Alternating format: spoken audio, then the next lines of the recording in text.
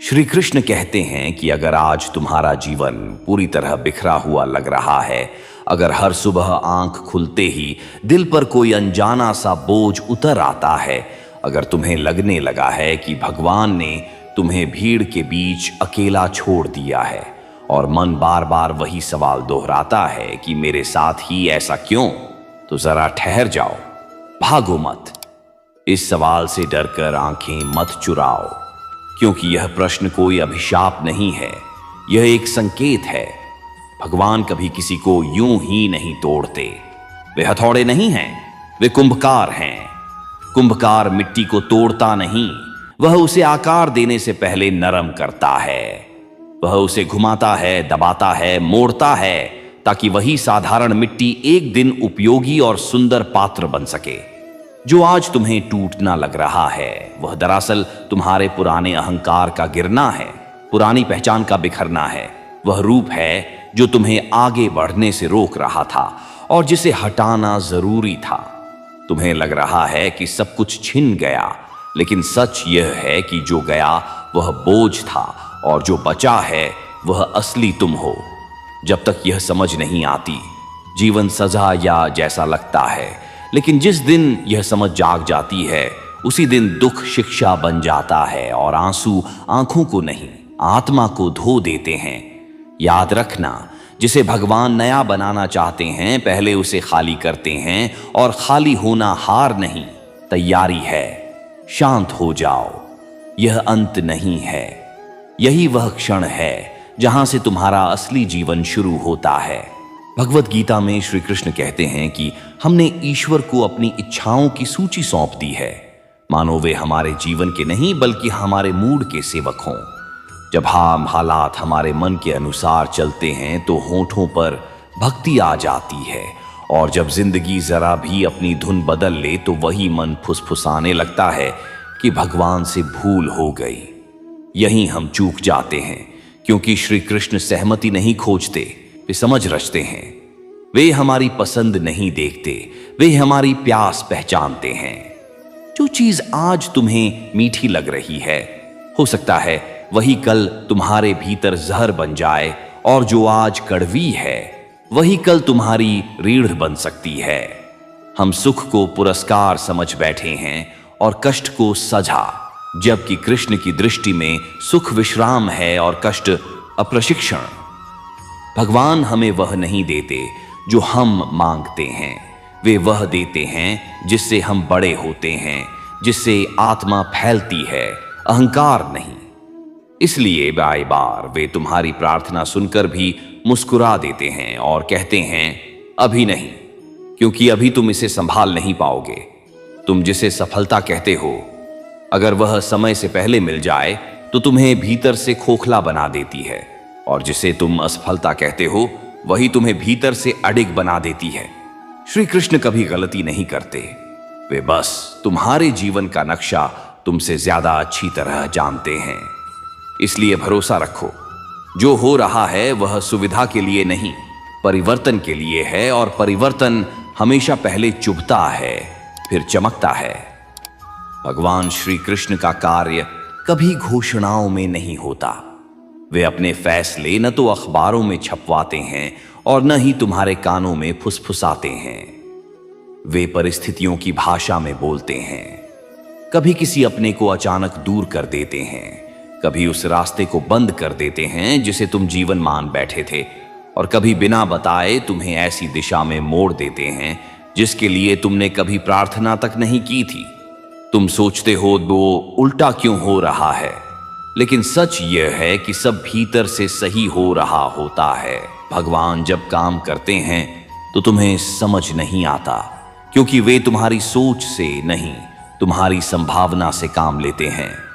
और जब सारा दृश्य बदल चुका होता है, तब अचानक मन के किसी कोने से एक शांत आवाज गूंज उठती है कि अच्छा हुआ, अगर मेरी चली होती तो मैं खुद को ही खो देता।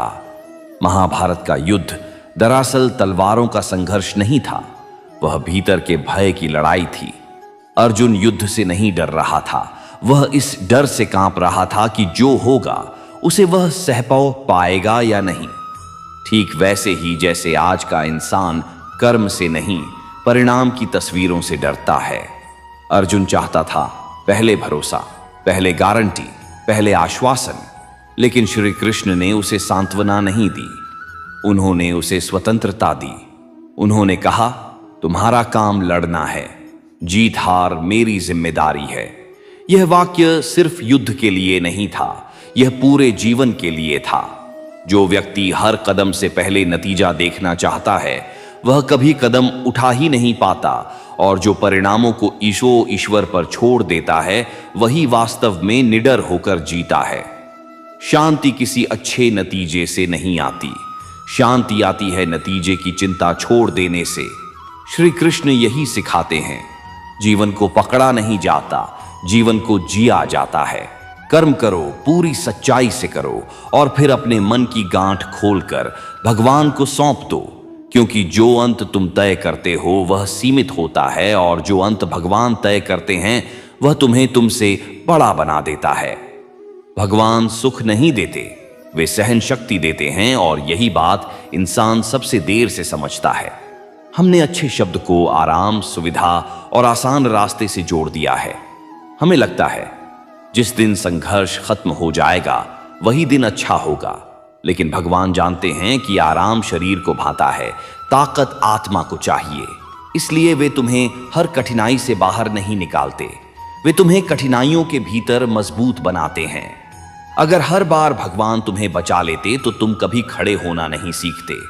अगर हर आंसू वे पोंछ देते तो तुम्हारी आंखों में गहराई नहीं आती। वे तुम्हें गिरने देते हैं ताकि तुम अपने पैरों की ताकत पहचान सको। वे तुम्हें अकेला छोड़ते हैं ताकि तुम खुद का सहारा बन सको। जिस दिन तुम बिना टूटे मुसीबतों के बीच चलने लगो, जिस दिन डर तुम्हें रोक न पाए, समझ लेना भगवान का काम पूरा हो रहा है। यही असली कृपा है, यही सबसे बड़ा अच्छा है, क्योंकि सुख समय के साथ चला जाता है, लेकिन सहन शक्ति पूरी जिंदगी तुम्हारे साथ चलती है। श्री कृष्ण कहते हैं कि एक पल ठहरो और उस चीज के बारे में सोचो जो तुम पूरे मन से चाहते थे लेकिन कभी मिली नहीं। आज भी मन कहता है कि अगर वह मिल जाती तो मेरी जिंदगी बदल जाती, लेकिन सच शायद इससे उल्टा है। कई बार भगवान इनकार नहीं करते, वे समय बदल देते हैं, क्योंकि वे जानते हैं कि अगर वह चीज उस समय तुम्हें मिल जाती तो तुम संभाल नहीं पाते। समय से पहले मिली सफलता अहंकार को जन्म देती है और आत्मा को धीरे धीरे सिकोड़ देती है।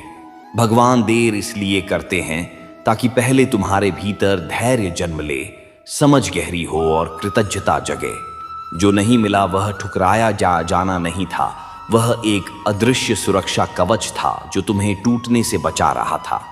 भगवान कभी खाली हाथ नहीं लौटाते, वे बस वही देते हैं जिसे तुम उठा सको, संभाल सको और खोकर खुद को न खो बैठो। याद रखना, देर से मिला उत्तर अक्सर सबसे सुरक्षित उत्तर होता है। प्रिय आत्मा, अगर आज तुम्हारे मन में सवालों का शोर है तो ध्यान से सुनो। भगवान कभी तुम्हारे सवालों के सीधे जवाब नहीं देते, वे तुम्हारी दृष्टि बदलते हैं।